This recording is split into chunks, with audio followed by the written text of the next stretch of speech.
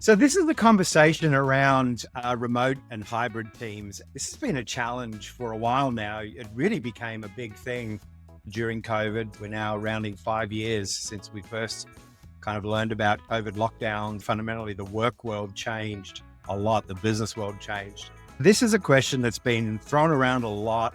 It's particularly pertinent right now as there's this conversation going on both at government level, but also the tech sector and bigger business. And they're saying, we want our people to return to work. So here we are 5 years later, 4.5 really since COVID wrapped up here in the US in terms of restrictions. And we're now saying we need our people to return to work. Some companies have done this well, some have done it badly. But at the end of the day, there is this drive now to get people to return to the office. So what's going on there, and what's my view on this? At the end of the day, the fundamental question is, can leaders keep remote and hybrid teams connected? The short answer is yes, of course they can. And so you've got to understand the kind of business you're in. I have clients in all sorts of different kinds of businesses, from engineering to construction to trades to architecture to manufacturing to house building. They're all very different in terms of what's required of them. Some of the companies have been remote and hybrid long before COVID. A lot of the technologies of COVID allowed for that. At the end of the day, a few things we've got to look out for. The same principles apply, but then you've got to look at, how does my culture translate if my team is remote? Hybrid teams are a little bit easier because hybrid implies that they're coming into the office a day or two a week, maybe more, and they're working from home a day or two a week, maybe more. So that's what we're talking about with hybrid. Disparate teams, hybrid teams, remote teams, whether they're at home or not, have been going on for decades. You've got clients that have on-site work and you need to have your teams there. Gosh, I worked with a company back in 1999 that had this going on. They figured out a way to build a culture. The bottom line is, you need to know your business model. You need to understand what you're trying to achieve.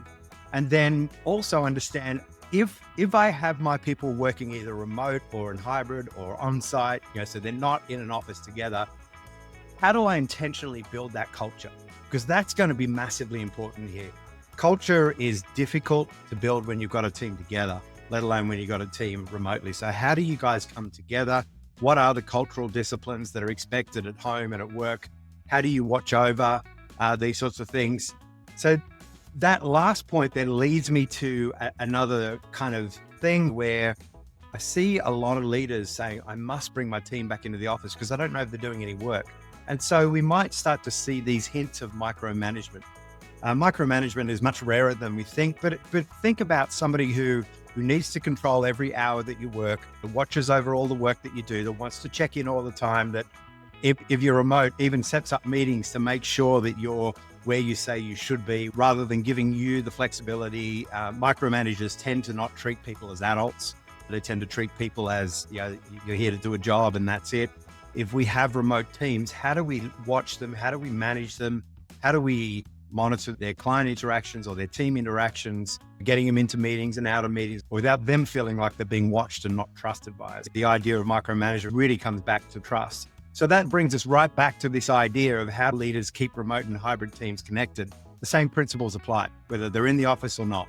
You've got to be intentional about your strategy, intentional about your culture. Does it make sense for your business to have it this way? You can't have a work from home pilot in an airplane. You can't have a work from home technician on a factory line.